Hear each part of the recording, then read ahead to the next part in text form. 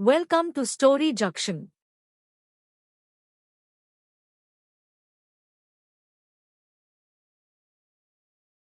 అది ఒక దట్టమైన అడవి. అక్కడ ఒక పెద్ద వేప చెట్టు ఉండేది. ఆ చెట్టుకి రెండు వైపులా రెండు స్వభావాలు ఉండేవి. ఒకవైపు పచ్చని ఆకులతో నిండిన కొమ్మ మీద చిట్టి అనే చిలుక కాపురం ఉండేది. చిట్టి చాలా పద్ధతి గలది. పొద్దున్నే లేవగానే తన రెక్కలను సర్దుకుని, ముక్కుతో ఈకలను దువ్వుకుని, అద్దం లేకపోయినా పక్కనే ఉన్న నీటి మడుగులో తన రూపు చూసుకుని మురిసిపోయేది. అదే చెట్టుకు మరోవైపు ఎండిపోయిన కొమ్మ మీద కాకయ్య అనే కాకి ఉండేది. వీడు అడవిలో పెద్ద లోకల్ డాన్ అని ఫీలింగ్. వీడి గూడు చూస్తే సగం పుల్లలు, సగం దొంగిలించిన పాత సాక్సులు, ప్లాస్టిక్ కవర్లతో నిండి ఉండేది. కాకయ్యకు క్రమశిక్షణ అంటే అస్సలు పడదు. పొద్దున్నే లేవగానే పక్కన ఉన్న పిట్టల గూళ్లలో దూరి వాటిని భయపెట్టడం, ఎవరైనా పండ్లు తింటుంటే వాటిని లాక్కోవడం వీడికి వెన్నతో పెట్టిన విద్య. ఒకరోజు అడవి రాజు గజరాజు ఏనుగు తన పుట్టినరోజు సందర్భంగా అడవిలో ఉన్న జంతువులన్నిటికీ అపరిమిత విందు ఏర్పాటు చేశాడు. ఈ వార్త వినగానే కాకయ్య కళ్ళు మెరిశాయి. చిట్టి చిలుక తన స్నేహితులతో కలిసి పద్ధతిగా వెళ్లాలని నిర్ణయించుకుంది. కాని కాకయ్య మాత్రం, అక్కడ అందరికంటే ముందు నేనే ఉండాలి, ఆ జిలేబీలు, గారెలు అన్నీ నాకే దక్కాలి అని తన కాకి గ్యాంగ్తో కలిసి ఒక కుట్ర పన్నాడు.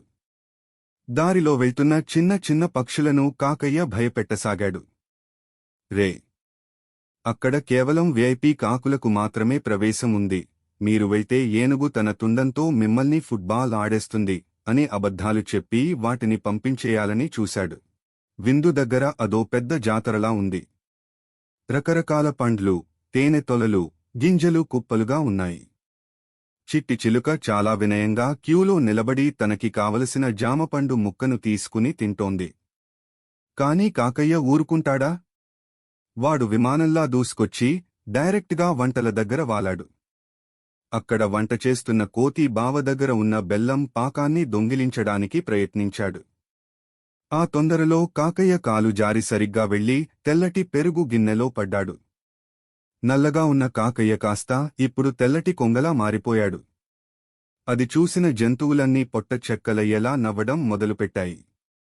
చిట్టి చిలుక మాత్రం నవ్వకుండా, కాకయ్యగారు, అతి ఆశ గతిచేటు అంటే ఇదే అని మెల్లగా అంది.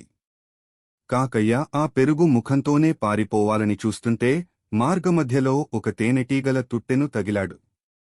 ఇక చూడండి. తెల్లగా ఉన్న కాకయ్య వెనుక తేనెటీగల దండు, కాకయ్య కేకలు. అడవి అంతా అదో పెద్ద కామెడీ సర్కస్ అయిపోయింది. చివరికి కాకయ్య వెళ్లి చెరువులో దూకి ప్రాణాలు కాపాడుకున్నాడు. మెల్లగా ఒడ్డుకు వచ్చి వణికిపోతుంటే చిట్టి చిలుక తన ముక్కుతో ఒక మంచి పండును తీసుకొచ్చి కాకయ్యకు ఇచ్చింది.